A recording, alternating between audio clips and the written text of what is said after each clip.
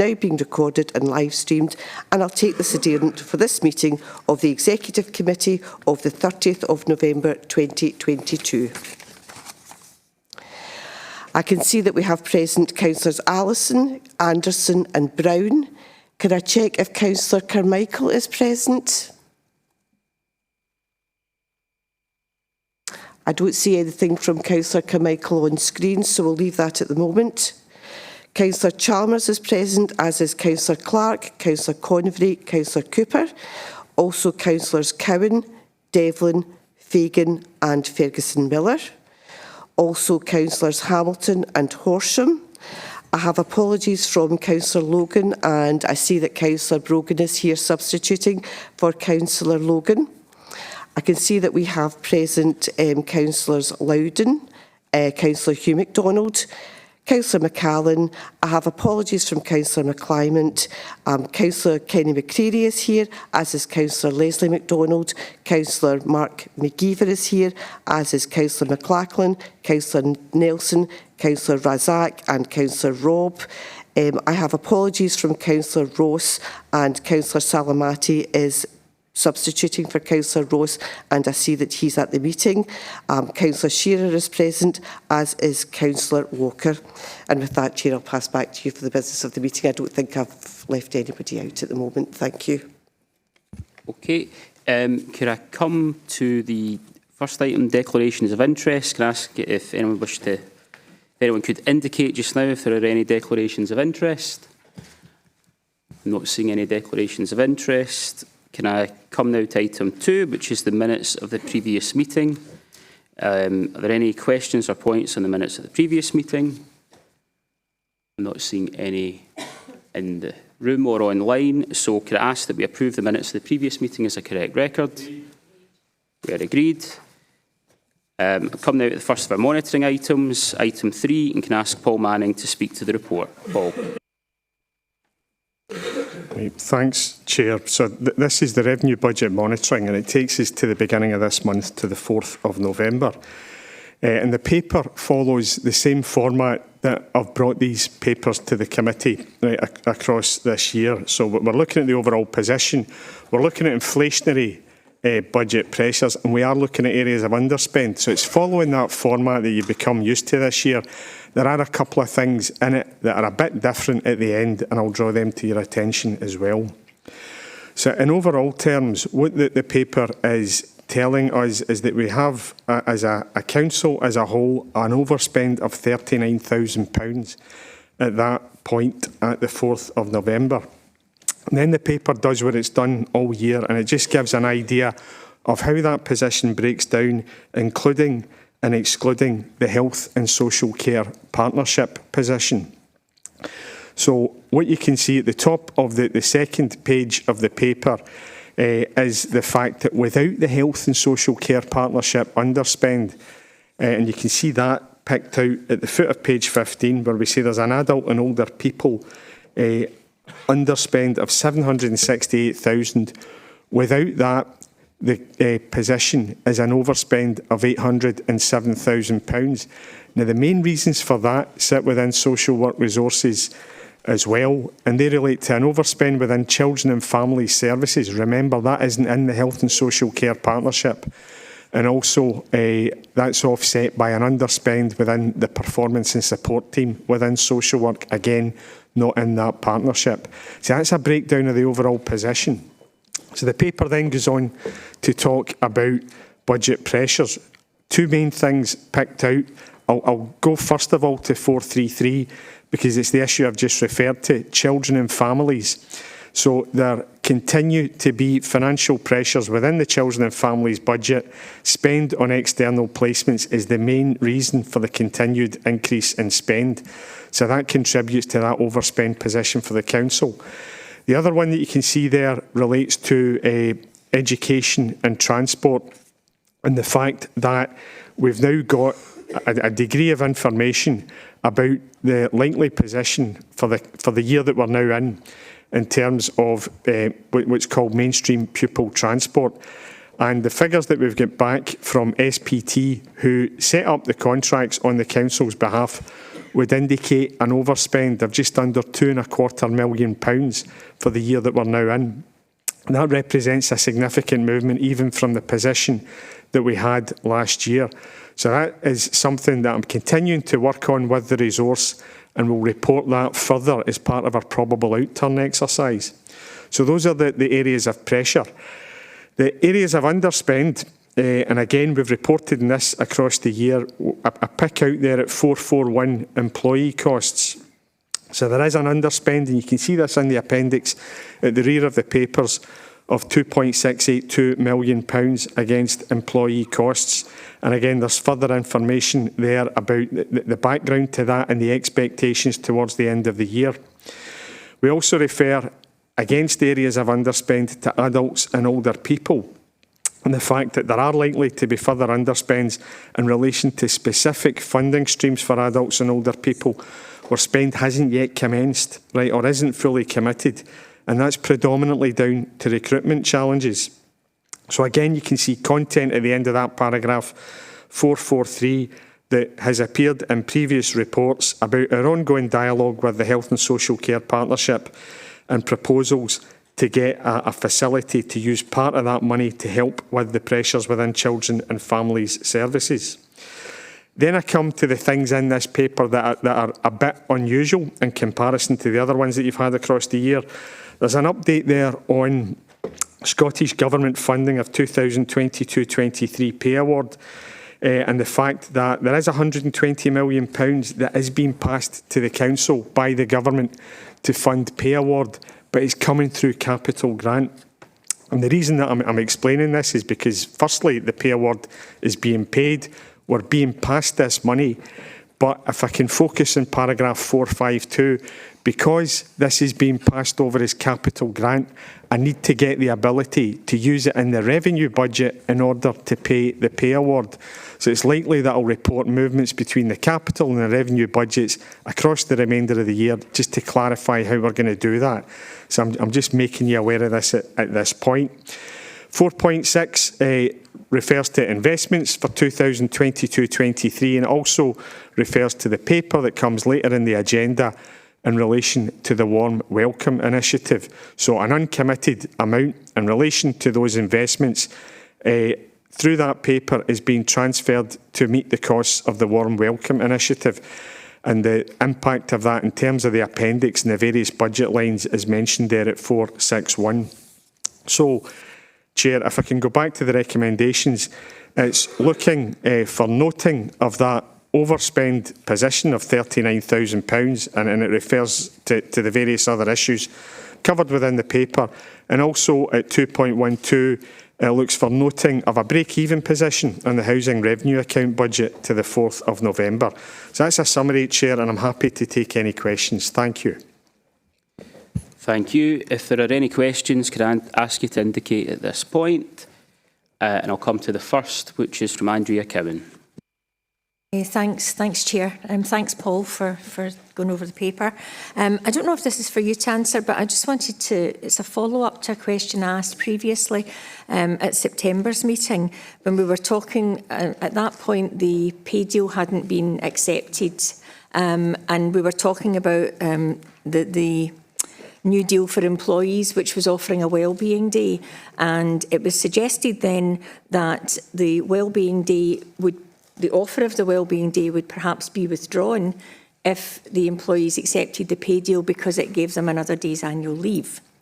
So on page 16, we refer to cost for the wellbeing day. So my question is, are the staff, council staff, getting a wellbeing day?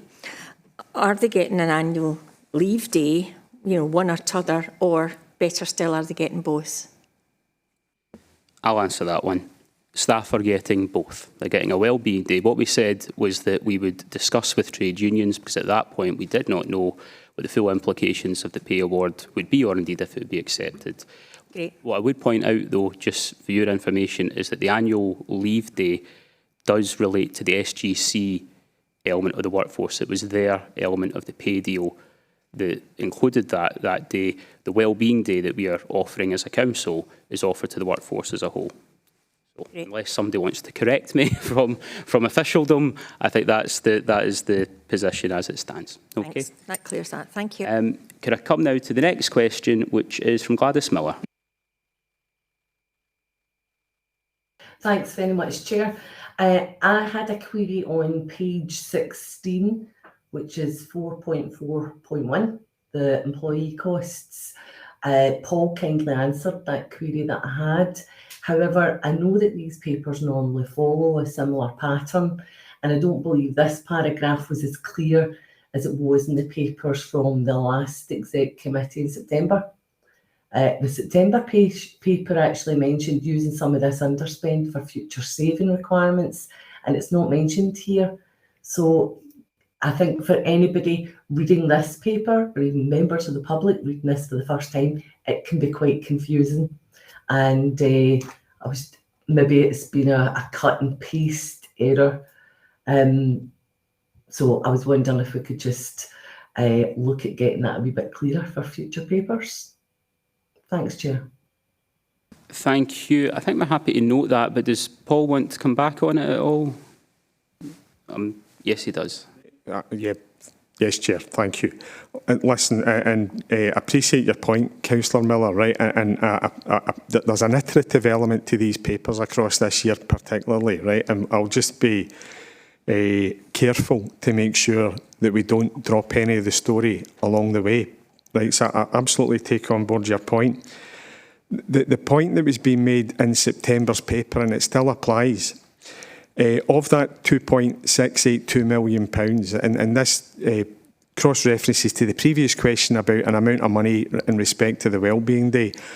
What we were trying to do was to identify if there was an element of that that was going to remain unused at the end of the year. And I think in September's paper we talked about the context of the difficult financial position and the context of not yet having a pay deal agreed. But the point that's been made in these papers, and it wasn't the September paper, and it's been in the papers up to this point, part of that underspend is going to have to be used by directors in managing their resources budgets to meet some of the inflationary pressures that they're facing this year. So it's just, and again, I'll be careful in how we deal with this in future papers. Not all of that's up for grabs, because some of it is going to have to be used in the current year to try and address inflationary pressures that people are seeing in their budgets. So hopefully that just gives a bit of background, and I'll note your point moving forward. Thank you. Thanks very much, Paul. Thanks, Chair. Okay, thank you. I have a final question in this item from Alec Allison. Thanks, Chair. Could we just have a little bit more clarity on the future implications of the funding of the pay award? I can understand coming in as capital grant, and you've found ways of being able to move that to the revenue budget for the current year. Is this a one-off payment, or are we going to have to find funding in future years for this year's pay award as we go forward? Okay, I'm going to come to Paul Manning to pick that one up. Paul? Yeah, no, thanks, Chair, and Councillor Allison. It's a really good point, right? So see this arrangement whereby we're past capital grant, and we have to use what ability we can, right, in order to convert it into a revenue benefit. That means we can pay an increased pay award. That's going to continue, I believe, next year, and I think the year after, with a commitment from the government that in the final year of the settlement, the final year of the spending review period, that they would find money to go in on a recurring basis, but direct into revenue. So there's going to be this arrangement using capital grant for a period of time, but they have agreed to keep it going for that element of the pay award for a couple of years, right? And then to find revenue funding for that element of the pay award in perpetuity after that. I can't let the opportunity go by, though, without saying that there is an element of this uplift to a pay award of 5%, which was having to be funded by the council, which there isn't any agreement to fund on an ongoing basis. So we have to find it in the current year and we have to find it in future years. And that's part of the presentation and the committee reports that have been given on the budget gap. And that's an ongoing impact for us of about £5.7 million.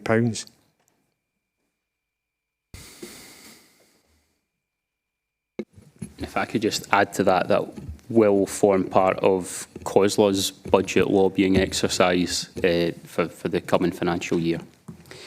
Okay, I don't see any other questions on this item. Can I ask that we agree the report? Agreed. We're agreed. Can I come now to item 4, which is capital programme budget monitoring, and can I ask Paul Manning again to speak to the report? Right. Thank you, Chair. So again, this is to the 4th of November, and this has some pretty consequential items in it. And I'll start off just by pointing to 4.1, which tells us that we are going from a capital programme of nearly £96 million to one of just over 78. So we've got a net reduction of nearly £18 million in our programme. And there are two main areas through which we can see that movement. So the first, which is more routine for one of these papers, is covered in Appendix 1. You can see Appendix 1 on page 27 of your pack. And what that goes through are what I would describe as the normal proposed adjustments to the paper or to the capital programme. So you can see there a number of projects picked out.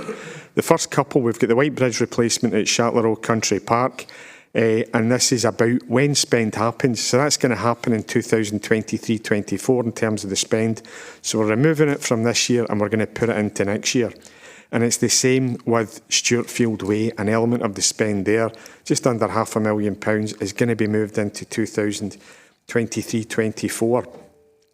There's a pretty consequential item right at the foot of that page. So we have been passed a share of £30 million of additional capital funding in 2022-23 by the government. So our share comes to that figure of £1.877 million. I've been in correspondence with the government. I've made the point that getting past it at this point in the financial year means it's going to be very difficult to spend in this year. I've squared up an arrangement around that, and £1.6 million of this is going to be pushed into 2023-24. On the final page of the appendix, there's a reference to an early years project at Clyde Terrace, Bothwell. So there is a delay in respect to that project.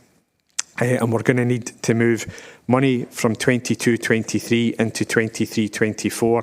The delay's been caused by the relocation of telecommunication and sewage services on site. So those things move the programme by a total of £1.4 million.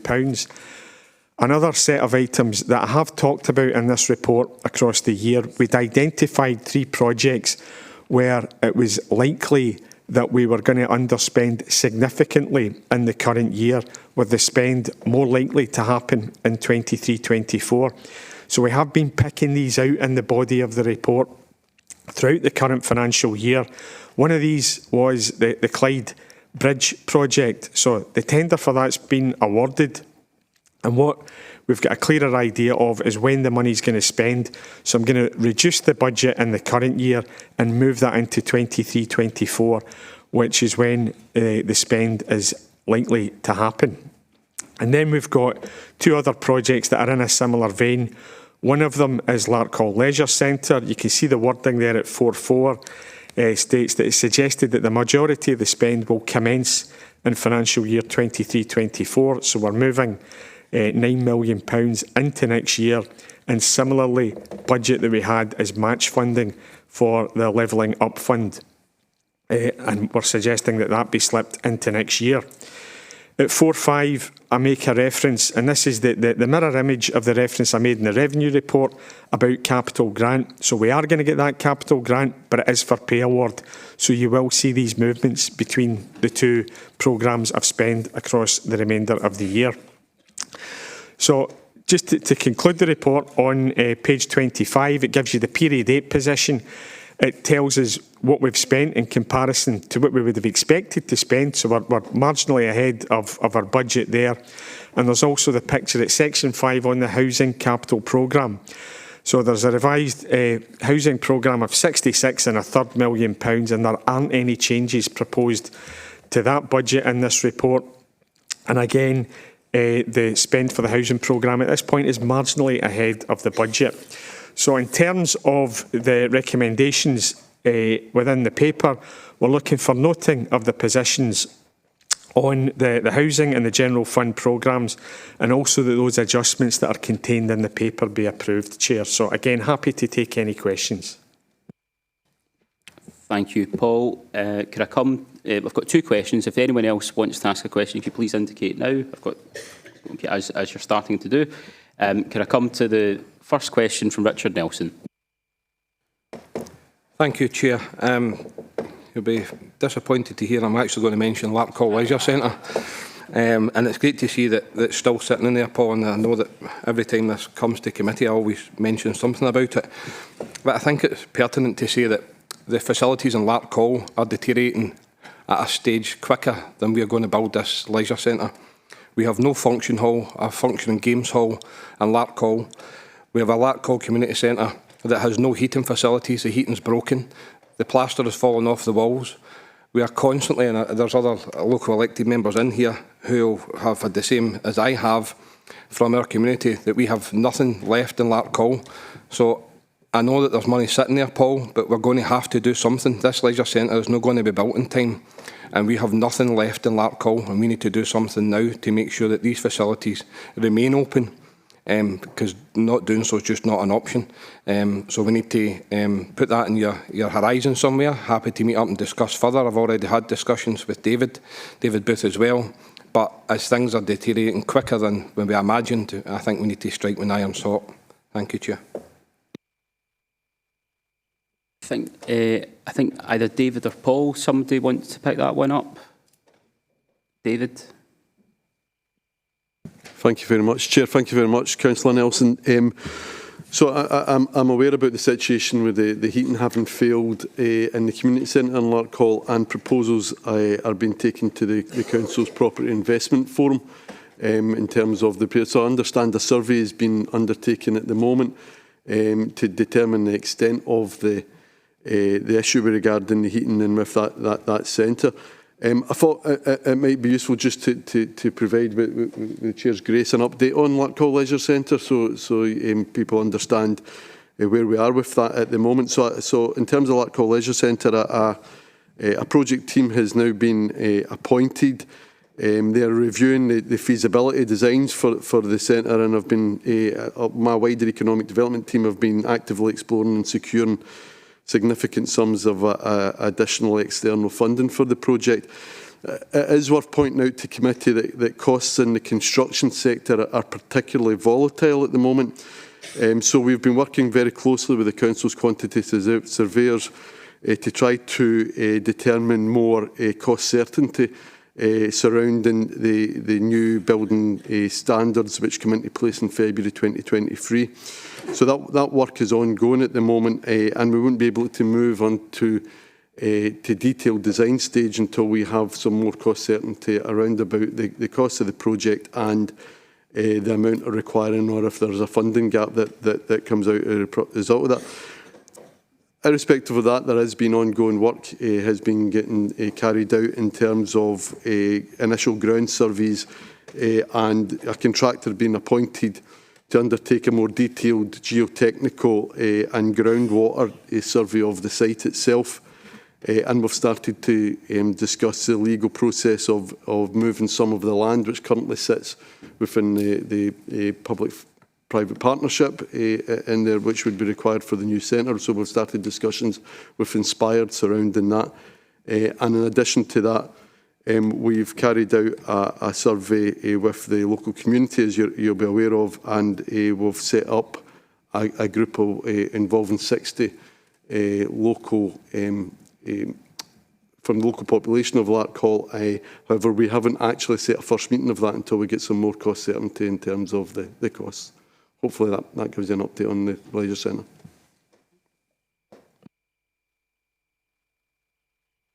Thank you, David, and thank you for the update as well. But I just, as these halls are falling down quicker than we're going to be building, I think we just need to meet up to discuss how we're going to try and make sure that these buildings continue until the new leisure centre is here, because the plan at the moment is that we don't have a function hall in the new leisure centre, which will leave Larkhall with no function hall at all, and Ward 20, Larkhall, Ashgill, Netherburn, which is just not an option. I have written to you as well, just to say that it's not something I'll agree to going forward, and it's not something the community will agree to either, having gone to the Community Council this week.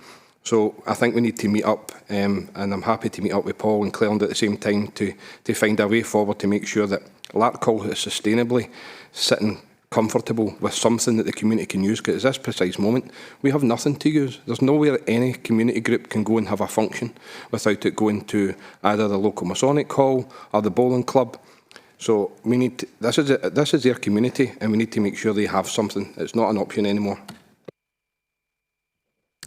Thank you. See, just before I move on, I want to just say that the issues that have been described in Larkhall are not specific to Larkhall.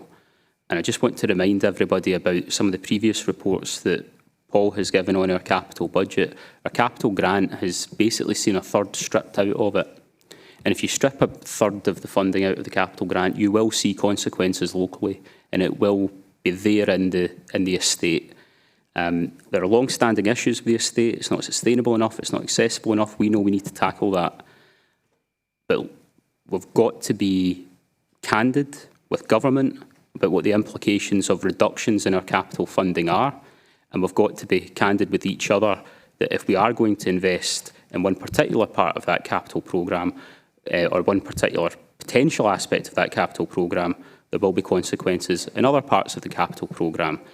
If we want to do all the things we set out as aspirations, and we all have aspirations. Let me just give this example. There are hundreds of millions of pounds of demand on our prioritised investment fund. Our prioritised investment fund on an annual basis spends about £1.7 million per year. So we've got to do everything we can to make sure we have sustainable places for our communities, but we've got to do everything we can across the council to lobby for the investment that South Lanarkshire Council needs. On that point, I'll come to Councillor Ross Clark.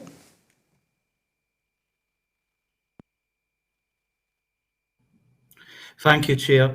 I was also going to ask about Larkhall Leisure Centre, but Councillor Nelson beat me to it again. And most of what I was going to ask was being covered by him and David. But I would also be happy to meet about the current facilities and what we do until the new leisure centre is built. Because I'm hearing similar things about some of the facilities, including the community centre.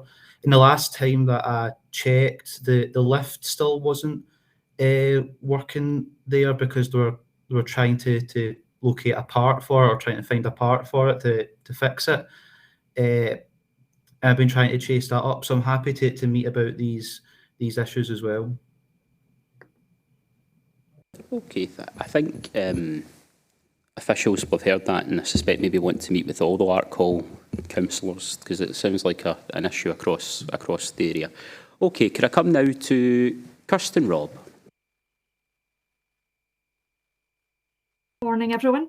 Just a wee question on the schools meals. Do you have the people in the community are asking me what the timescale is expected to be to make free school meals available to P6 and 7s? I know there'll be a lead-in time with the timing of the funding, but just to see if you've got any updates on that. Thank you. Okay, I'm going to come to Paul Manning. I must admit, Councillor Robb, I don't have an update in terms of a timescale for that. I'm happy to discuss with colleagues in education and see what soundings they have from the government about a timescale and come back to you. Okay, can I come now to Alec Allison?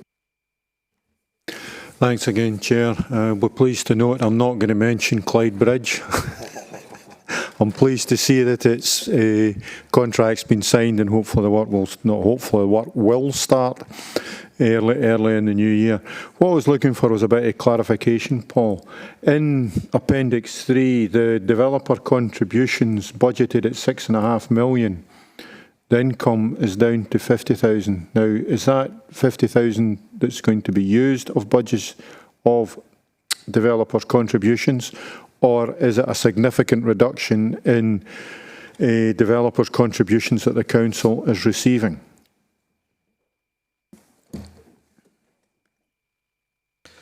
Right. Councillor Allison, this is one of the mechanisms through which we're going to have to address this movement between revenue and capital. Right, so part of the issue here is making sure that the projects which were to be funded by developer contribution remain happening, right, being funded by capital grant, potentially with the developer contribution being used within the revenue budget to meet costs there. So these type of movements are one of the routes through which I'm going to look to try and close this gap between getting capital funding and having a revenue commitment that I'm trying to spend. Okay, could I come now to Morazak? Thank you, Chair. I echo Richard's comments about Lark Hall, but with the heating not working, because I can sympathise with that. We've got the exact same issue with Tagged Hall in Blantyre, where we're being told the estimates are 180,000 to replace the heating system. Now, we have put forward for the prioritised investment fund, and even a temporary solution hasn't been sought yet. We've got a warm welcome initiative that, you know, Lark Hall will struggle to fulfil, and Blantyre will struggle to fulfil in their area at the bottom end. And the reason for that is that that's the only hall, that's the only building that's available in the bottom part of Blantyre. And then the concern is that, okay, the top part of Blantyre and the middle part of Blantyre have got initiatives for the warm welcome, but the bottom end hasn't, and that's a concern. So I would probably say that we need to find solutions for this, because the way that it's going just now, with our infrastructure starting to fall apart with the lack of investment, maybe even speak to the Scottish Government and point out to them that we need more capital spend. Okay, thank you. And I think that is a given, that we'll be lobbying for every penny of investment we can. And I would say if there are any solutions that members have, feel free to contribute them, and I know that our officials will consider them. Can I come now to the final question from Margaret Cooper? I want to raise, Chair, is the matter of Straven Cemetery. For the past 7 years, we've been in a position where we knew that the cemetery provision would run out in Straven. And we've achieved that. That's come to a conclusion that there are no more plots available there. There are 2 or 3 plots that are unused because they've been pre-sold, but there are no new plots available. Now, Straven Cemetery is holds quite a high position in regard to the large rural community of Sanford, Gilmerton, and the surrounding area. Things are not bright in Glassford or in Chapelton in regard to the amount of cemetery space that's left. And over the years, there has been a figure sitting in the capital budget for finance and corporate resources. I remember it from being on the committee and from chairing it myself. There's been a figure sitting there that was attributed to Straven Cemetery. Test bores have been carried out after an extensive search for land, and the test bores proved to be satisfactory. The land is available and it's ready to be sold to the council at the rate that the council wants it. There are some difficulties in regard to the access entry, and work needs to be carried out on the road. We're never reaching a conclusion with this. It's been going on now for 7 years. I've dealt with Michael McGlynn extensively over it. I've raised it with Paul in the past, and I've now raised it with David Booth and Kevin Carr. And to my mind, people have been put off and put off. People want an answer up in this rural community. Are they getting a cemetery or not? It's causing enormous distress to families that they can't bury their loved ones within the area that they've always wished to do that. It's a farming community with long-standing heritage of placing their relatives in that cemetery. And we have seen an increase now in some of the farms actually burying people on their own property. It's not good enough. And I realise we're in a time of distress in regard to our capital, but there's only a differential to be made up here, since there appears to be a sum of around 250,000 already available for this. And I would request, Chair, that a paper is brought to Community and Enterprise and through that to Executive Committee, detailing the progress and plans regarding Straven Cemetery and whether there is going to be an extension or not. It's only fair to the public up in this area. Thank you. Can I ask David Booth to respond to that? Thank you very much, Chair. Thank you very much, Councillor Cooper. Yes, you're absolutely correct. This has been a protracted episode over the last number of years, and there has been some difficulty surrounding the identification of suitable land. As you know, Councillor Cooper, you've raised this issue with me, and I've discussed it along with the new Head of Facilities, Waste and Grounds, Kevin Carr. And we're looking at the work that's been done so far and the complexities around about the access to the site that you've rightly highlighted. And we'll be happy to take forward a paper to the Community Enterprise Resources Committee with proposals for Straven in terms of a cemetery provision to try and bring the matter to a close as soon as we have analysed the work that's been done to date and come up with a potential solution. So hopefully within the short order there will be a paper brought to the Community Enterprise Resources Committee. If you don't mind, if I can come back, Chair, I would appreciate that coming to an early committee. As I say, this has been ongoing, and I've got emails and records of meetings with Michael McGlynn that date back 7 years. And it's an unacceptable timescale. And we really need to get an answer for the public of Straven on this matter. And I've raised it particularly today in regard to the fact that we're about to set about a new budget for next year and how that's going to be spent. And we're on the discussions of capital budget. I know the bridges are important, and I know Larkhall Leisure Centre is important, but the dignity of people being able to be buried within their own area is surely an important issue as well for the council. And I want to raise that importance with you today. And I would like the paper to come to the Executive Committee eventually, David. Thank you.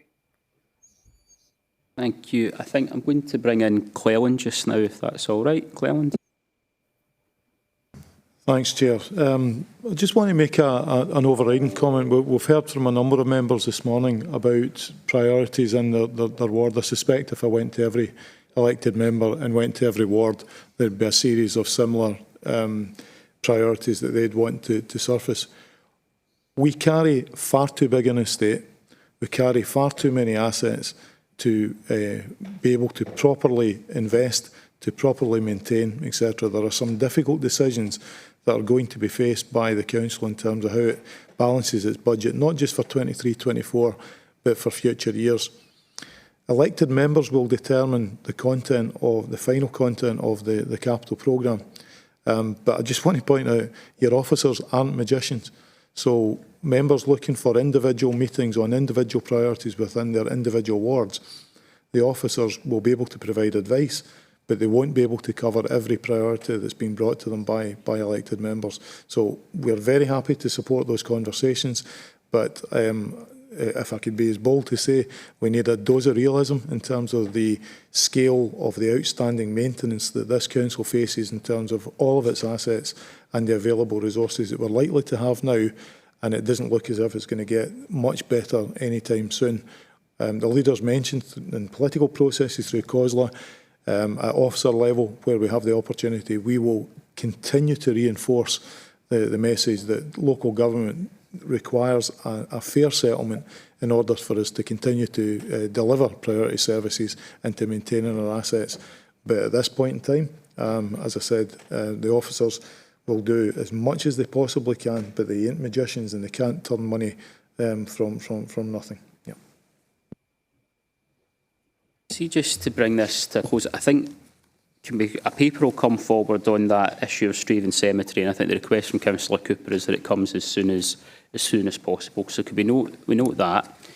And I think the points about the demands in the capital budget are made. I would just reiterate what I've said here before. All but 2 members of this council are members of political parties, and there are all political avenues that you can pursue internally and externally to make the point that our capital budget is insufficient to meet the demands that are placed on it, and we have to lobby for every penny that we can to invest in the greater good of South Lanarkshire. If there are no other questions, can I ask that we agree the report? Agreed. Okay, come now to item 5, and can I ask Paul Manning to speak to this report? Paul. Thanks, Chair. So this is the paper that tells us about the additional funding from the Scottish Government and from other external sources that we've had since the last committee. You can see it's summarised on page 35. They all relate to the social work area. Probably the biggest of those is the whole family wellbeing fund of £1.827 million, which is being brought forward in year 22-23. There is an amount in relation to funding to pay salary of support workers to assist families affected by substance misuse. So we get £88,000 in the current year and then an equivalent amount across a 4-year period after this. So this is all revenue funding, and the paper looks for noting of that. Thanks, Chair. Okay, can I ask if anyone has any questions on this item? Not seeing any questions on this item, so can I ask that we agree the report? Okay, we come now to item 6. Item 6 is on the South Lanarkshire Local Housing Strategy, and can I ask Annette Finnan to speak to the report? Annette. Thank you, Chair. This report brings an update to Executive Committee on the achievements from the 2017-22 Local Housing Strategy, on the findings from the consultation on the draft Local Housing Strategy for 22 to 27. It will seek approval for the finalised strategy attached to Appendix 1 and also proposes the future monitoring and governance arrangements.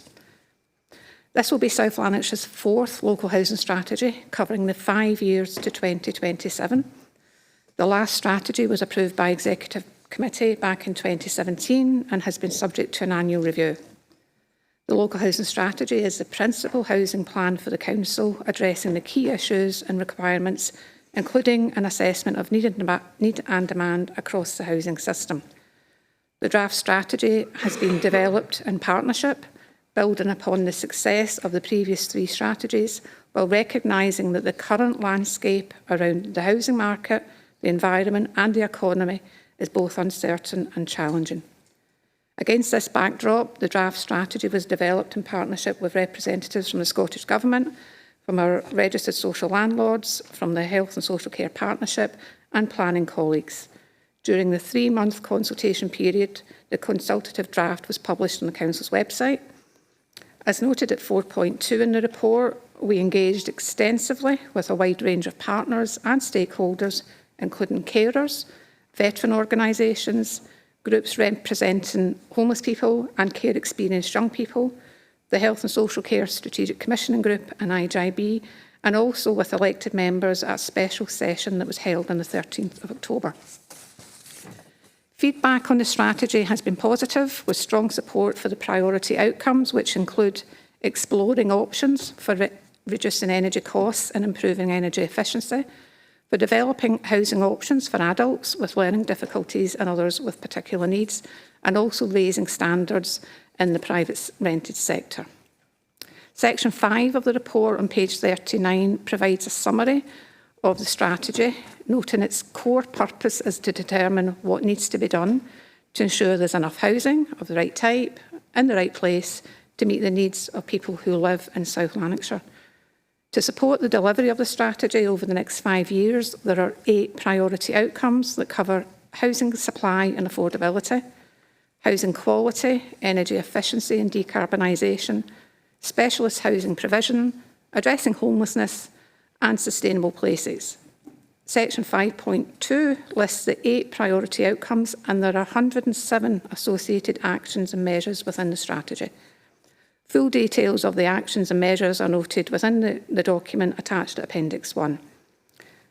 Another key feature of the strategy is the 5-year housing supply targets for affordable and private housing, derived from the evidence established across local authorities in partnership at a city region level through the housing need and demand assessment. The table at 5.7 notes the banded targets for the 5-year period, which, given current fiscal and market pressures, provide some flexibility over the period. The targets in the strategy align with the Council's Strategic Housing Investment Plan, known as the SHIP, approved back in October this year, where a capacity of up to 2,562 additional affordable homes across 72 potential sites was identified. The strategy also aligns with the corporate and community plans, including the themes of people, place and planet. It aligns with the local development plan, the strategic commissioning plan and the sustainable development and climate change strategy. In terms of the next steps, subject to approval, the local housing strategy will be published and then submitted to the Scottish Government. If I can take committee back to the recommendations on page 37 and ask that the committee approves the findings from the consultation and engagement, that they be noted, that the local housing strategy for 22 to 27 attached to Appendix 1, including the housing supply targets, be approved, and that the proposed governance and monitoring arrangements be approved. Thank you, Chair. Thank you. Can I ask if there's any questions or points on this? Could I ask you to indicate just now? And I'll come to the first of our questions, and that is Andrea Cowan. Thanks, Chair. Thanks, Annette, for your covering of the paper. I've got a couple of questions on two very different subjects, so if I could maybe deal with them in two parts, if that's all right. The first is on page 39. You've just actually gone over the 5 themes and the 8 priorities. And throughout the report, we talk about housing quality, energy efficiency and decarbonisation. So I just wanted that just to highlight that that's really where I'm coming at this from. Later on in Appendix 1 on page 5, there's a written section relating to private sector landlords. And it states that working with our Private Landlords Forum and Landlord Accreditation Scotland, the Council developed an accreditation scheme that is raising standards across the private rented sector. So it then goes on to say that while the number of private rented homes in our local authority in the past 5 years has increased by 513, it now sits at just over 16,000. However, the number of accredited private landlords has decreased by 201, and we only have around 1,000 accredited private landlords. So my question is, can you tell me what we do to encourage landlords to take part in the accreditation scheme? Because the accreditation scheme talks about properties being of a certain standard, housing quality, about heating and insulation, which would help with the energy efficiency, possibly not the decarbonisation, but certainly would help with those 2 factors. So I just wondered what we do to encourage landlords, and would it perhaps make sense going forward that the council only recommends accredited landlords or that we only use the services of landlords who are accredited? Thanks. Did you have another question? Sorry. I do, but it's on a completely different subject. I thought Annette would maybe deal with them separately. If I'll that's hold okay. you just now then, and I'll come to Annette to pick that up. Annette. Thank you, Chair. Thanks, Councillor Cowan, for your question. And you're right that as we've seen the private rented sector increase over the period of the last strategy, the number of landlords have increased. Some of them are multiple landlords who have a number of properties, so you won't see a direct correlation between that and those who are accredited. But we have seen a slight drop in the number accredited, which is something we're actively working on to try and address. We have 2 private sector landlord forums that we host and continue to do so during the pandemic. We held those virtually. Normally they're in person. And we have newsletters that we send out to the registered private landlords. We work closely with landlord registration, and we actively engage with landlords to try and invite them to engage with us to become accredited, which is voluntary. It's work we will continue to do as we try to ensure that as many landlords in South Lanarkshire reach that enhanced standard of accreditation. by working with Landlord Accreditation Scotland and the Council. In terms of the landlords that we engage with through the private leasing scheme, then predominantly they are accredited landlords that we focus on. That's great. Thanks very much. Second question. Yep, thank you. This is again in Appendix 1 on page 32 of the appendix. It's 74 of the papers if anybody wants to have a look. And then obviously in South Lanarkshire, we've made huge improvements with our Gypsy Traveller sites, and I've talked about this before. But I'm disappointed that the Gypsy Travellers and in fact others are still waiting on their utility support payments while they're being paid to, through the utility suppliers. Obviously these folks have different circumstances.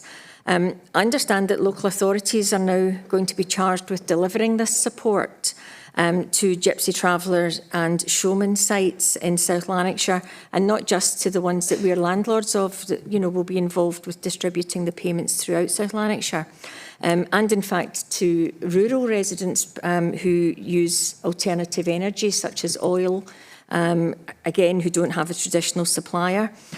So could we have an update on the progress regarding the payments to Gypsy Travellers if you have one? I appreciate that there are delays. I know that the UK government changed tact. Initially, they were going to pay to the landlords.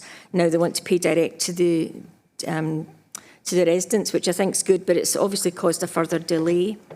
And so if you could give me a wee update on it. And the other thing just to say is there any possibility that as a council, we could look at a mechanism to try and get payments to these people quickly, because they need the payments now? And it looks as though this could be some months down the line before these issues are resolved with the UK government and DWP. Thanks for that one. This is an issue which was, it's been discussed at a COSLA level. So I'm going to see if, I think Cleland, or if there are any other takers might want to come in and just update you on that one. Yeah. Thanks, Chair. I think this falls into a number of our stools. Just to pick this up, it's so current. It was a paper that was at the COSLA leaders meeting on Friday, which referenced the request from the UK government for local government across the UK to handle these payments. I think the estimate was something like 76,000 households in Scotland would be impacted because they have a non-standard contract with utility suppliers. So the debate on Friday was, in principle, yes, they need some further detail from the UK government about how we identify all of the households. Now, obviously, our Gypsy Traveller population, we've got very good and close relationships with, and these are identified, but that's not the case for the full 76,000. As soon as we get clarity from the UK government as to what we're going to require to do and how they'll support that in terms of the funding, then we would move as quickly as we can. But it is very, very current. You're right on point, to be honest. It's literally a letter that arrived within the last week. Okay, thank you for that. Can I come now to Maura Zack? Thank you. Firstly, I'd like to thank you for the work the housing officers are doing. I know it's under hard circumstances, especially with the fact that we've got a shortage of houses and a backlog of work with neighbour disputes and everything else. My question is really about decarbonisation. I know that the builders now are going from gas to electric boilers. Have we made any plans on what we will be doing in the council when we're replacing boilers? Or will we be looking at gas or electric, or is it just like for like just now? Annette, do you want to pick that one up? Thank you, Councillor Isaac, for your question. So the Council's own domestic stock, we're in a process where we have been renewing like-for-like gas boilers, and that will probably continue for a short period given the costs involved in replacement. But we are looking at where we can change to non-carbon sources, particularly our source heat pumps. So we have been fitting them both in our new housing stock, but also in retrofitting. So when we're looking at retrofitting, and that will be a key part of the programme going forward. But just now it's on a like-for-like basis, given the costs involved in replacement. Okay, could I come to Alec Allison?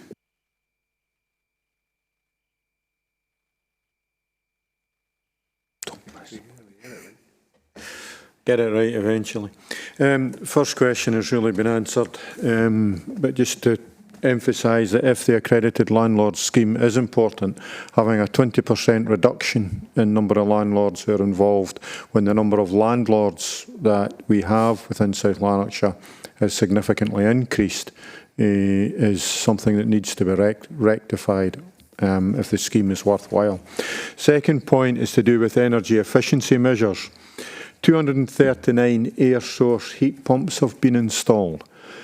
But one of the issues that I've heard through constituents regarding these is it costs more to heat your home with an air source heat pump.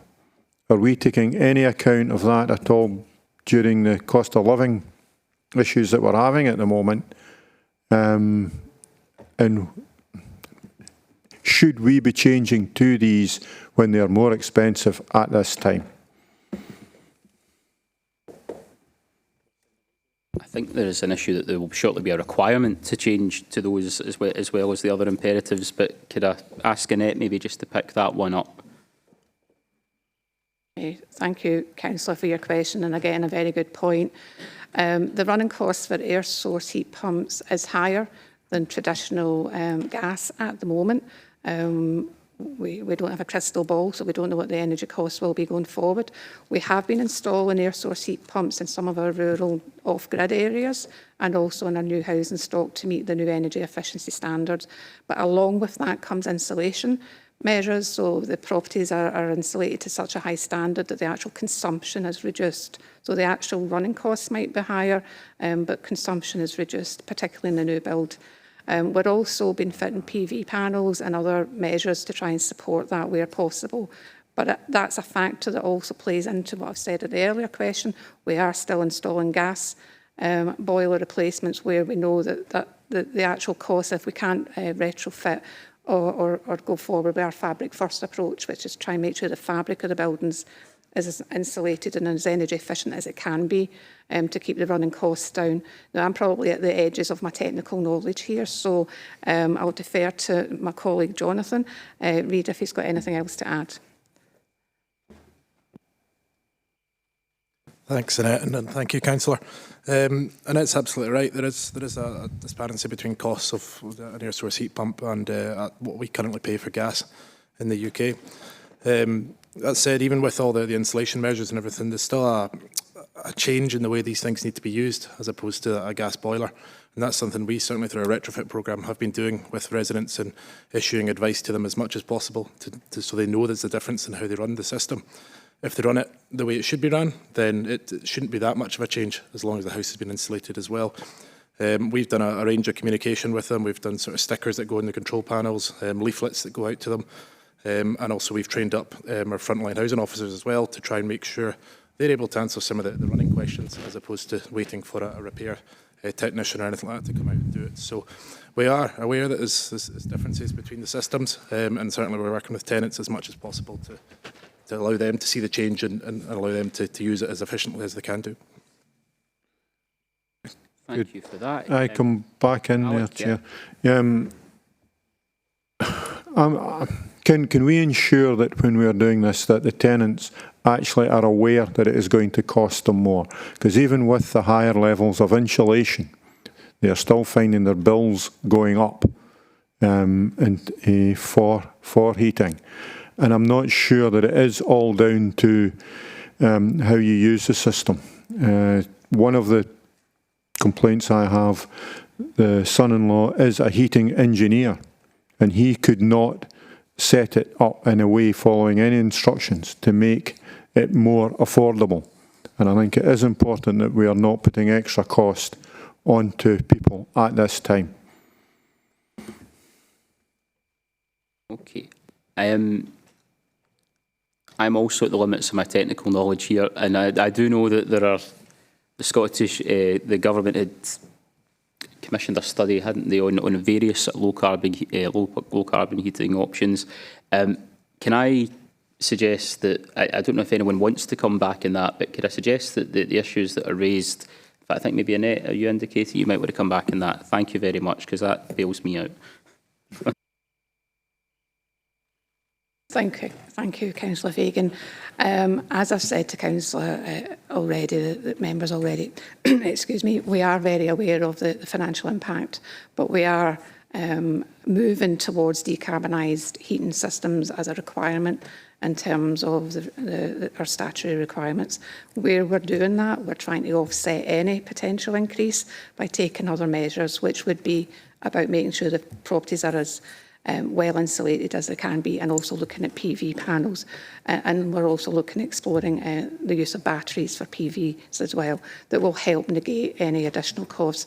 But I think the education part of it's really important, but we don't, I'm not dismissing that there could be residents and tenants who have increased costs, and we will always take that into account when we're looking at what type of heating replacement programme we're taking forward. Okay, could I come now to Robert Brown?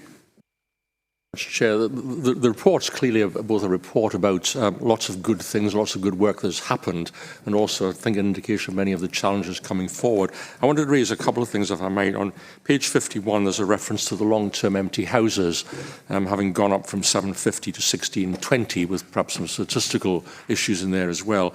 Now, in a way, that seems quite an important issue, because we've got pressure on housing. The more we can be successful on, if you like, existing houses that aren't being used at the moment, the better. Is that something on which perhaps there'll be a report coming out of the Housing Committee in due course? Because it seems actually quite an important issue where work is being done according to the report, and perhaps a little more discussion, information would be helpful on that one. That's point one. Point two, which is not quite the same as on page 69, it's the long-standing issue of multi-tenure property held in common ownership, and this is tenemental property and all of that. It's a big issue. I know from my own ward experience, and I'm sure other councillors do, just the differences there are with painter work, stuff on common closes, with repairs of a significant kind, or all of that. And I just wonder if that's again is something where there's either experience across the country, or where we can be experimental with perhaps putting projects to Scottish Government for some innovative support or whatever. I'm thinking about sinking funds. I'm thinking about ways in which we can, just get people involved in these things in a more effective way. Is that something where we can do something significant and innovative? Because it does seem to me that it's going to be an ongoing major problem for us. And the longer it goes on, the worse it's going to get in terms of things like significant structural repairs and all that going forward, to say nothing of the decorative aspects as well. Thank you. Annette? What's going on here? Leave it. That's it. Yeah. Okay. Too quick. Thank you, Chair, and thank you, Councillor Brown, for your questions. In terms of long-term empty properties, and the figures are there at page 51 for people to see the trend.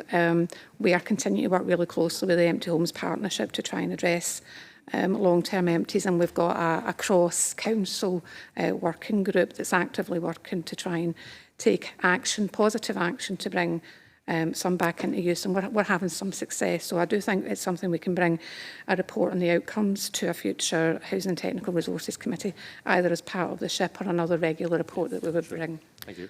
In terms of the mixed tenure challenges that we have been facing, as you know, and have advocated for on a number of occasions and over the years, then we've tried to highlight, I think, through the 8 priorities, where we will continue to work with private landlords and private owners to ensure that standards are achieved, and also to address housing quality across tenures.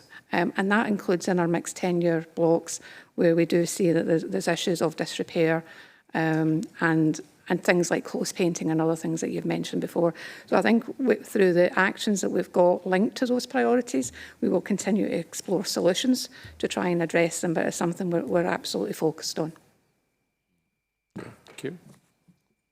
Okay, thank you very much for that. Could I come now to Kirsten Robb? Welcome, Stephen, to the council. Just to thank the whole housing team for the strategy. A lot of work's gone into it, a lot of consultation and answering my questions, so thank you for that. It's also great to see the change from the draft to put a few more aspects about energy efficiency in. You've made the point yourselves, insulation is so important on that matter as well. But my question is on page 101, the target M8.4 is to find out is how can communities find out what land is available to them to do community projects from the housing revenue account? Is there a list somewhere? How can we find out more? Thank you. Thanks for that. Annette? Councillor, I'm going to pass over to Jonathan Reid, who's going to update on this one. Jonathan, yeah, there we go. Thanks, Councillor. Yep, it's something that we spoke at length with the community planning team around how we take forward opportunities for communities to make use of council assets. And which is why the action's in the strategy itself. So that is something I think we can take forward, and I think we came back to you a couple of weeks ago a response as well relating to that we can take forward with the team and find out, what the type of information that would be useful for communities that we could publish, or at least have as part of those conversations. There is a lot of housing land that's out there that's perhaps not going to be developed anytime soon. So if that could be of use to communities, then why wouldn't we be keen to use that? So we are setting up internal procedures and processes that allow us to do that and have those conversations with the community planning team and also with the communities themselves. And as soon as we have that up and running, we'll certainly make the various groups aware of what we can do to allow them to access housing land as quickly as possible. Okay, thank you very much. I've got one more question, and it is from Margaret Walker. Thank you, Chair. And I'd just like to thank Annette for the report and for the various consultation sessions and for taking a lot of the points on board that came through the IGB and other people. My question, though, and I did raise this as part of the consultation, obviously in terms of demographics, one of the greatest areas of need is going to be the increase in numbers of people with complex needs who are over 75, 80. And I know within the strategy you have covered sheltered housing in terms of the housing contribution statement in a broad statement.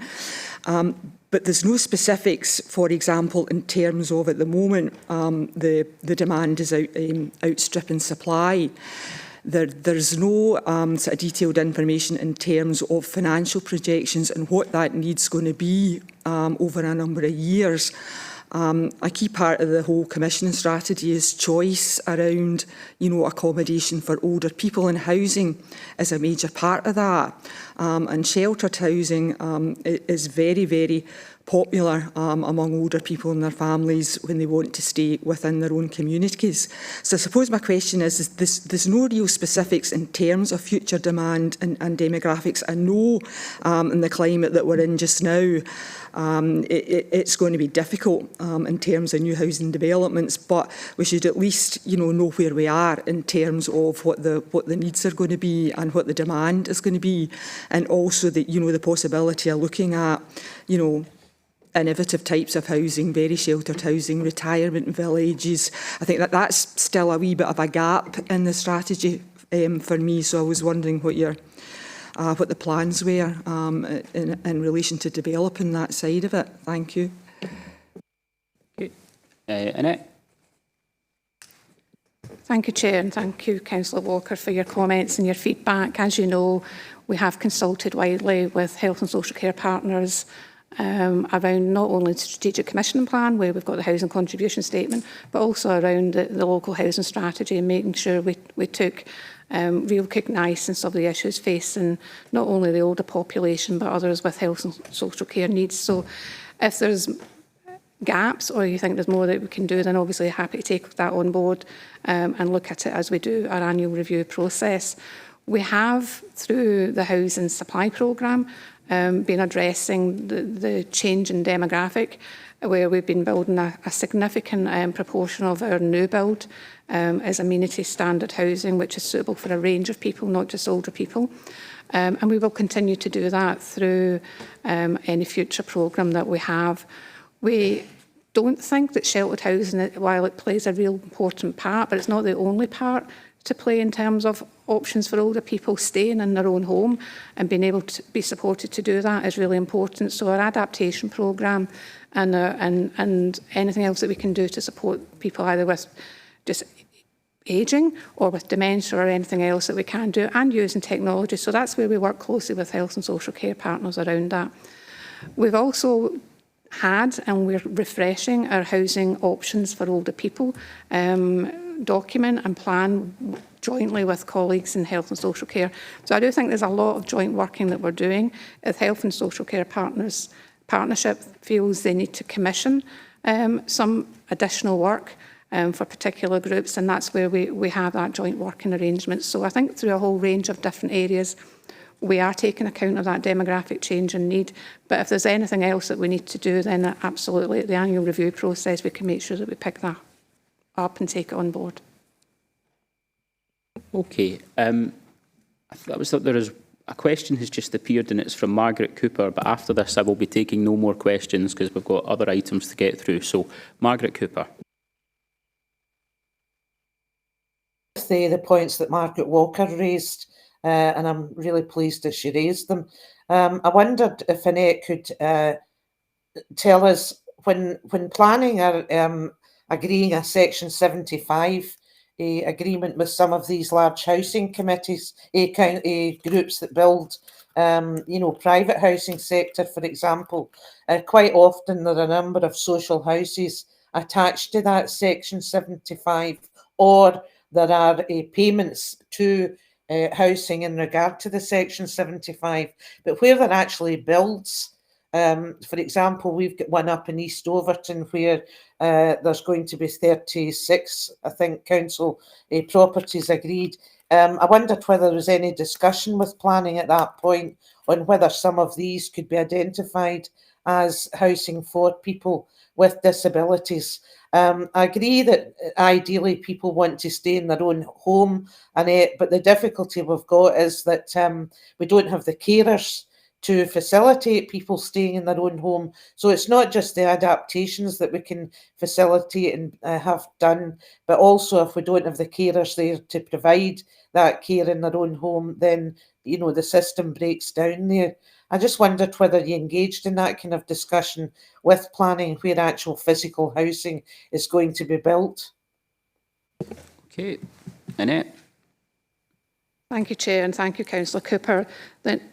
Generally, planning colleagues will be engaging with housing developers around what is required in terms of meeting the planning requirements for South Lanarkshire, including any responsibilities they have in terms of Section 5 agreements, so Section 75 agreements. So where there is a requirement for a Section 75 agreement then, and there's going to be either on or off-site development for affordable housing, then that's at the point when housing will get involved around where there's a need, where there's demand, where there's pressure, but also what type of need there is. So we will look locally to see what type of housing is really under pressure.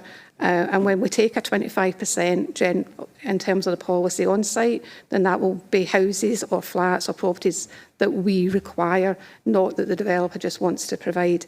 And also in terms of design guide, then we'll be engaging with them around the types of housing that they're building. And also we've got the wheelchair accessible target as well. So there's a number of joint working that happens with planning, with developers. But if it's a private housing development that's not got a Section 75 requirement and it's not one that we would be actively involved in, then that would be through the planning process. But I can assure you that we do work very closely and that we're trying to make sure the housing that we take on site is housing that's needed for that area, whether it be family-sized housing or housing that's suitable for a range of needs, including amenity. We have recently just completed in Jackton area, for instance, some amenity housing that will be part of that new housing development through a Section 75 agreement with the developer. So it's something that we're doing as we move forward. We have put within this strategy the continuing target for wheelchair accessible housing for the private sector, but also we've enhanced our own target to 10% of anything that we build across South Lanarkshire going forward would be 10% wheelchair accessible. So we are very conscious of the change in need and demand of housing within our area. Thanks very much, Annette. very informative. Thank you. Well, thank you very much. I see no other questions. From my own part, I just want to echo the statements about congratulating the team that have been working on this for some time. It is a strategy, and okay, there's the action plan appended to it, but it's been developed in a very changeable environment, and I think that has to be acknowledged. People have mentioned the pressures in the care system, which our housing officials that's not their domain, but it just kind of reinforces to me how changeable the environment is and how much work is going into this strategy. So on behalf of the administration, I want to commend our officials for all the work that they put into this and everyone that took part in the consultation. Can I ask that we agree the report? Agreed. We are agreed. I'm going to take at this point a short 5-minute break, so if we come back here in 5 minutes.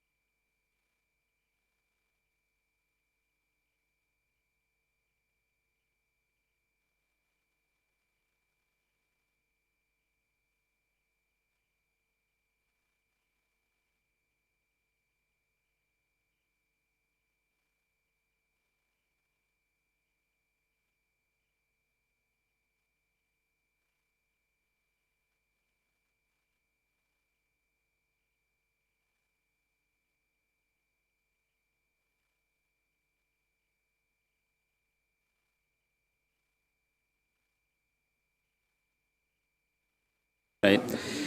Okay, folks, can I ask that we reconvene now?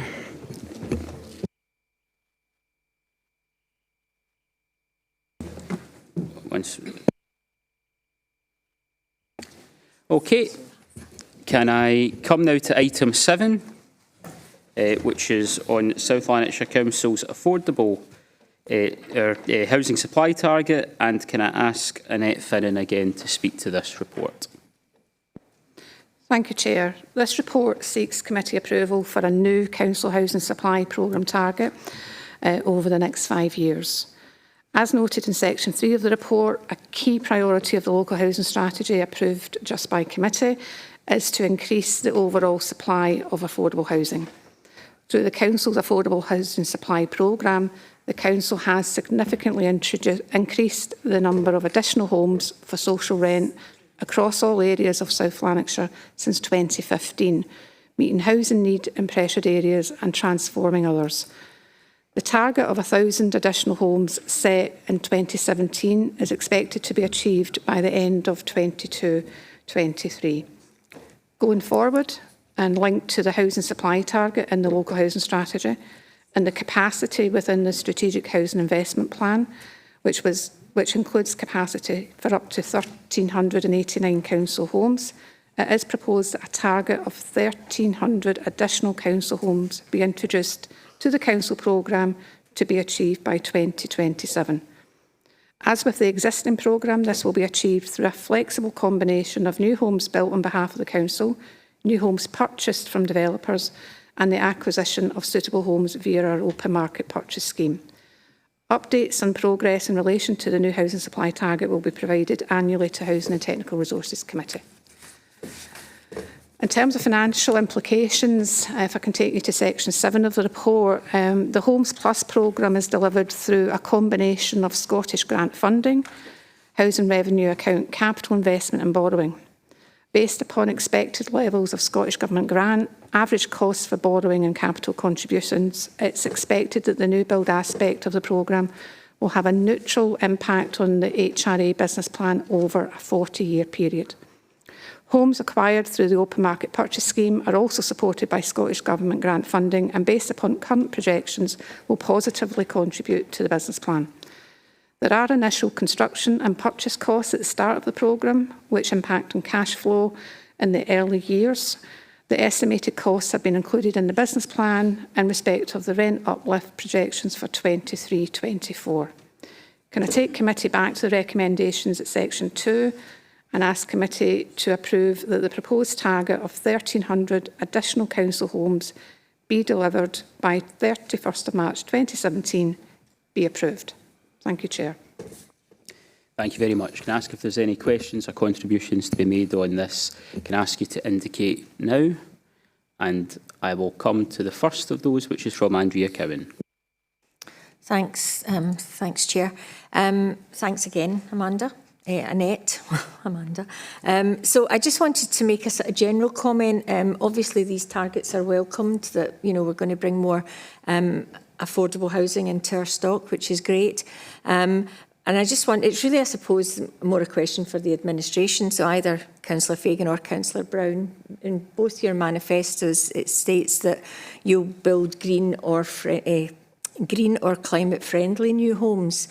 So I just wondered if we could have an assurance that any properties that are built either by the local authority or by a private builder will be built to the highest standards achievable, so that these properties are fit going forward for many years, and that they're energy efficient.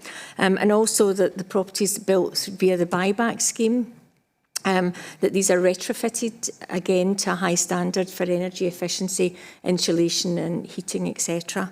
And that was basically all I wanted to ask. Thanks. Yeah, I mean, if I pick up the political point first, we've just approved the strategy that sets out these two standards, which I think is only sitting at something like 6% just now, and we want to obviously become compliant with that. There is the ongoing discussion about because I know that that's also under review at a government level, about how we go beyond that. But again, we have to inject that dose of reality to say that we have to put forward a scheme that is ultimately affordable and is going to address housing need. So the commitments are there in the housing strategy, and that includes frankly, the discussion that we've just had. And the standards, of course, that's consistent with what the previous administration had set out in its previous SHIP as well. Can I come to Annette on the second point, because I think we also include in that standards when it comes to buybacks. So, Annette, do you want to pick that up? Thank you, Chair.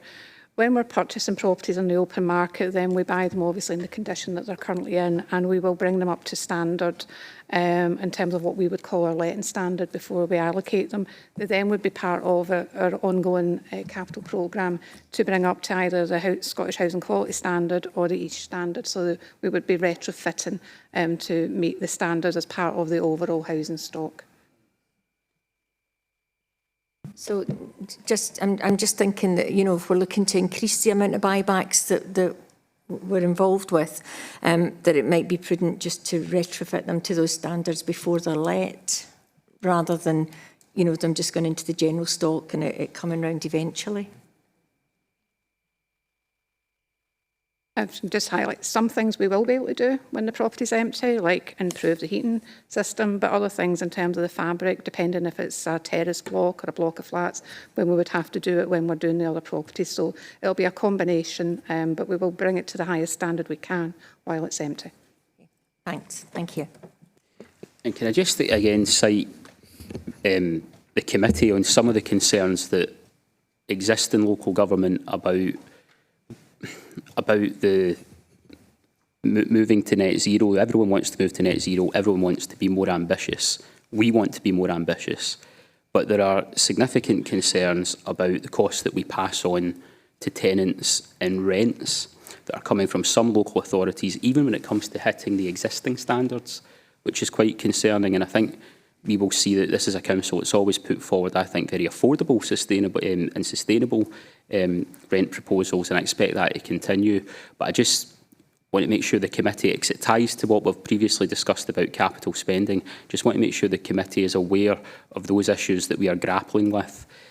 How do we be more ambitious within the constraints that are placed on us by others, and within the constraints that exist in the wider economy? But we certainly want to be ambitious, and I think the strategy we've just improved shows us the way forward. If there are no other questions, I think this is a very positive report. Again, can I commend the officials and on today adopting that target of 1,300 council houses, and can I just, as I say, reiterate what I've said before. It's been done in very difficult circumstances. It is a very changeable circumstances, but this is a very positive report and positive proposition to take the council forward. Can I ask that we agree the report? Can I come now to item 8, which is on the economic strategy, and can I ask David Booth to speak to the report?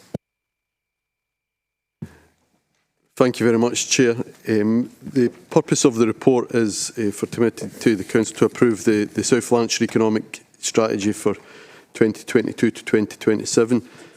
In terms of background, the draft strategy was approved at the Council's full meeting held on the 15th of June. Following that, the draft economic strategy was shared with partners and stakeholders within and out with the Council, and through the online community consultation survey, which was completed at the end of September 2022, and the comments received from this engagement have helped define the finalised documents. An executive summary, action plan and the strategy itself are contained within the papers at appendices 1, 2 and 3 respectively. Section 4 gives an outline of the context of the strategy. 4.1 highlights economic strategy's vision for South Lanarkshire, which is to make South Lanarkshire a flourishing, green, dynamic and equitable place for all. Sections 4.3 and 4.4 identify the unique economic identity of South Lanarkshire, and a summary of the strategy itself can be found in section 4.5. It's worth noting within section 4.5 that the strategy builds on the Council's planned priorities of people, place and planet through a series of economic themes of people, place and business. The strategy also recognises that the Council cannot by itself direct all activities set out within the strategy and will rely on partners and stakeholders to lead in some aspects of this work. Nevertheless, the Council, as an anchor organisation, has a pivotal role to play in setting the overall economic direction of South Lanarkshire. And the strategy complements the Council's other work along the areas of community wealth building, promoting fair work, inclusive growth and promoting local supply chain networks. Section 4.7 highlights how the strategy will be measured against progress and it will be monitored on a 6-monthly basis, whilst recognising that the extremely volatile and dynamic economic environment we currently work within, that which might impact on the strategy as a live document moving forward. In terms of next steps, we'll pending approval, the strategy will be complete a graphic design process and will be communicated to partner organisations, to businesses and to our community as a whole. There are no direct employee implications through the strategy itself, and in terms of financial implications, external revenue and capital will be sought from the UK Government and Scottish Government funding streams to maximise the impact of the strategy as we go forward. Sections 8, 9 and 10 provide context in terms of climate change, sustainability and environmental implications on equality impact assessments and consultation arrangements. And with that, Chair, I'll refer back to Section 2.2 of the report, which seeks approval that the South Lanarkshire Economic Strategy 2022 to 2027 is approved. Thank you. Thank you very much. Can I ask if anyone has any questions or contributions? Could you indicate just now, and could I come to the first of those, which is from John Anderson. John. Thanks, Chair. I'd like to start by wishing everybody a happy St Andrew's Day. I hope we all enjoy, but it's not a national holiday as yet. I'd like to thank David and his team for this report. I think the report has been written under very difficult circumstances, having to deal with the mess of Brexit, the mini-budget that trashed the economy, and the autumn statement, which resulted in every business and every taxpayer paying for the Tory mishandling of the economy, and will have a major negative impact on our local economy. And David did point out that things will change in the next years, and all these will contribute to it. And the sooner we get rid of this Tory government, the better. Thanks. I'll consider that a contribution as opposed to a question. No, we did ask for. I did. No, I did indeed. So I'll consider that a contribution instead of a question, and I'll maybe not ask our officials to respond to that one. And could I come to Alec Allison? I think I would just call that a rant. Couple of points I do want to raise on this, Chair. At 4.3, actually says our excellent transport links to local, regional and national. I don't think that I can fully agree with that in the ward. Rail network don't have a station in my part of Clydesdale, they have a bypass, and many of the local communities do not have a regular bus service. So the importance of this paper cannot be underestimated, but it needs to be slightly more focused, I think, on what's actually happening in real terms. Most employment comes from the SMEs, small businesses, start-ups, and then them being able to maintain their position in the workplace, if you like. And we have a poor record of our start-ups surviving. And I think it is very, very important that we address that, because nothing is more important to the local community as a single issue than these twos. Maintaining the new startups and being able to get people to work and home, preferably in the same day. Thank you. I suspect the reference to the transport links is probably more talking about our infrastructure as opposed to our Sands to Clyde Bridge, rather than our wider transport network. But I'm going to come to David to pick up the points that you've raised. Very much, Councillor Ellison. Yes, whilst there are challenges within the network as well, I think that the point we're making here is in terms of selling South Lanarkshire as an overall entity. It's got good transport networks across Scotland and it interjects. It provides the opportunity for businesses to come to South Lanarkshire, and we have good networks from Glasgow, from Edinburgh and down south. So whilst there are no doubt challenges in terms of some of the things you describe about getting individual people to work, the aspect of South Lanarkshire from a unique selling point is it does have an overall quite a good network of transport. The other point, and just in terms of business survival rates, again, we work very closely with our colleagues in Elevator and others in trying to take businesses as a start-up through an incubation period, and we measure and are constantly trying, and through this strategy we'll continue to do so, trying to increase business survival rates as well. Our business survival rates are actually good when compared again against across other councils in Scotland, but there is still work to do on all these areas.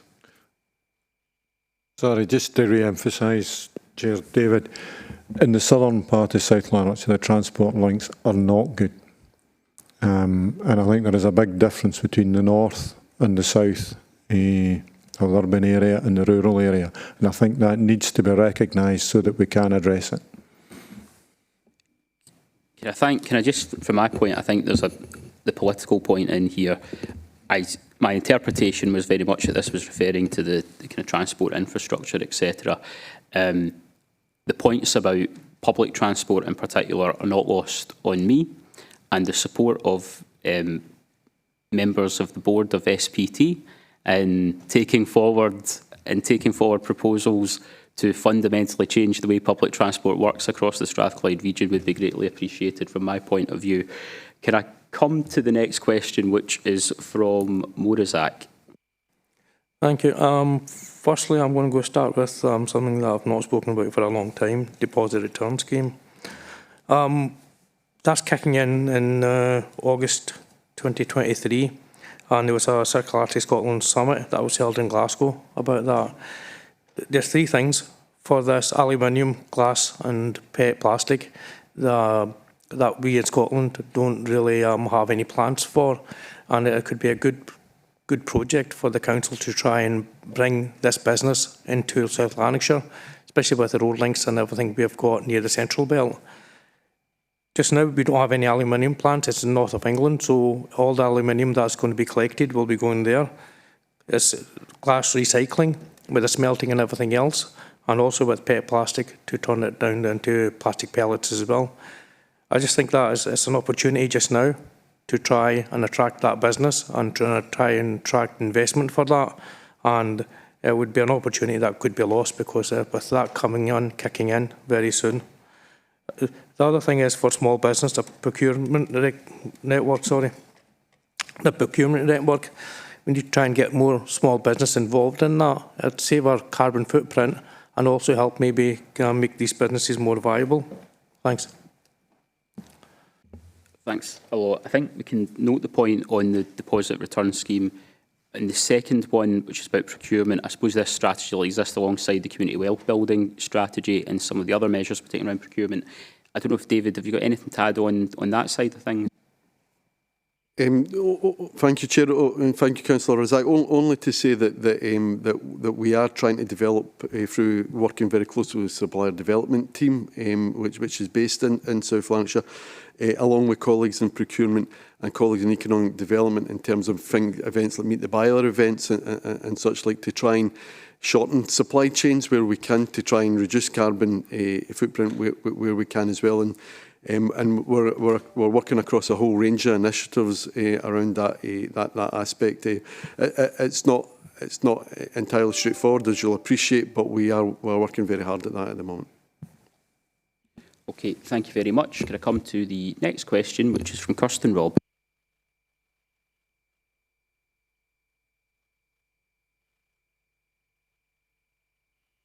The shift in emphasis towards, more place-based and sustainability and that. So just to quote page 131, to put South Lanarkshire at the heart of regional plans to build an economy that's sustainable and net zero. I'm going to arrange myself or anyone else that wants to come a visit to the Construction Innovation Centre in Hamilton. They've been really useful. I get their newsletters and so on, but I think just getting their newsletters make me see the opportunities. For example, like in Eastbourne, they're using local timber for construction projects. Other people are using local sheep wool for insulation. So it's just, there's a huge economic opportunity and a community wealth building opportunity for South Lanarkshire here in the rural area. So it was just really to make that point and suggest that we work and maybe visit the Construction Innovation Centre to look at some of these opportunities to explore for economic development. Thanks for that contribution. I'd certainly be interested in visiting them. I've seen some information that you've sent over just recently about them, so I'd certainly be happy to do that. And we can maybe liaise with member services to see if anyone else wishes to attend. Can I come now to Robert Brown? Thanks very much, Chair. There's been a lot of interesting points made in the discussion, and I think we've taken obviously some note of some of them. I don't think we should lose track of the fact, though, that this is at the core of what we need to do in South Lanarkshire, both of the administration's policy as such, and I'm sure of other parties and individuals in the chamber as well. Unless we can get the economy, if you like, purring ahead, then we've got all sorts of issues with regard to other things. It does help all sorts of other things, people's standards of living, the cost of living issues, and all of that as well. What I have been struck by as I've gone around a number of visits recently has been the disruptions in the supply chains that have been caused by both Brexit and COVID. South Lanarkshire has got a lot of very interesting, innovative companies. I've been to one or two of them, companies who provide, off-road electric vehicles, companies which are providing computer components and innovative things in that direction as well. There's a huge issue about linking up some of this stuff so that companies of the right kind are talking to other companies of the right kind, and also doing what we can. We can't obviously do it. It's got to be done by individual companies in the market, so to speak, to fill some of the supply chain gaps. I was very struck at the time of the COVID matter by the fact that an awful lot of the PPE equipment had to come from China and Turkey. Now, that must, on anybody's account, be ridiculous. There must be ways of being able to do this much more effectively on a local basis. And I think part of the success of the strategy will be the bringing together of different companies, identifying the opportunities, trying to make sure that we can actually support companies where we've got the ability to do that, to help take advantage of some of these things and basically to take the thing forward. It is to be measured by 6 monthly reports, and I think that's very important. We keep an eye on it. We don't direct all the issues, as John Anderson, I think, rightly said actually in his earlier comments on that, as we're subject to the surrounding economic conditions. But what we can do is make sure that we do the best that the Council can do and its partners can do to make South Lanarkshire really head the list, if you like, in regard to all this economic, sustainable economic development, which is what this is all about. So comment, not question, but thank you very much for the opportunity. Well, thank you very much. I'm seeing no other indications that anyone wishes to speak. Can I, again, on behalf of the administration, commend our officials for all the work that they put into this strategy, and can I ask that we agree the report? Agreed. Thank you. Can I come now to item 9, which is on land and property transfers and disposals, and I'm going to come back to Annette for the last time today to speak on this report. Thank you, Chair. This standard report seeks committee approval for the land detailed in Appendix A at page 137 to be transferred to the Corporate Land Bank for future disposal, and that the plots of land as detailed in Appendix B be declared surplus to council requirements, allowing the State section to negotiate terms of their disposal. Some more detail is provided in sections 3 and 4. The site detailed in Appendix A is held by Community and Enterprise Resources and is not considered appropriate for operational use. Therefore, it's recommended that this asset is transferred to the Corporate Land Bank. Appendix B contains details of proposed transactions relating to 6 minor plots of land where the resource and planning have agreed release for disposal. If I take committee back to section 2, the committee is asked to approve the recommendations that these areas of land are declared surplus to the council requirements in order that the estate section can conclude negotiations for disposal. Thank you, Chair. Thank you. Can I ask if there are any questions or contributions in this item? Could you indicate now? I don't see any questions or contributions in this item, so can I ask that we agree the report? We're agreed. Come now to, there are two items for noting. One is on the review of the UK parliamentary constituencies. The other is a report on the cost of living, additional supports that had already been agreed by leaders. Can I ask if the committee is content? Could I ask that we simply note the reports at this point, given the time, unless anyone is otherwise minded, in which case we can ask the Chief Executive to speak to them. But if I'm seeing no other indications, I would ask the committee's consent just to note those items. We're agreed. Sorry, I've got a request from Councillor Loudon, so I'll come to Councillor Loudon. Sorry. Thank you, Chair. I had a couple of points to make around item 11, cost of living, additional supports. Well, if that's the case, could I ask them that they note item 10 and we'll come to item 11? Okay. And if that's the case, could I ask Claire just to very briefly speak to that report, and then I'll take questions from any members or from who wish to contribute. Thank you, Chair. And I'll be brief because members are aware of the content of the paper. Just going back to the meeting in September, I was provided a delegation by full council in conjunction, or in consultation, should I say, with political group leaders to put together a series of additional measures in support of the cost of living crisis that many households are facing, and to identify funding from our existing resources that could be reprioritised in support of this. I will reflect on the previous package of measures before we came to the September meeting. The Council had reported a package of £92 million worth of supports for households.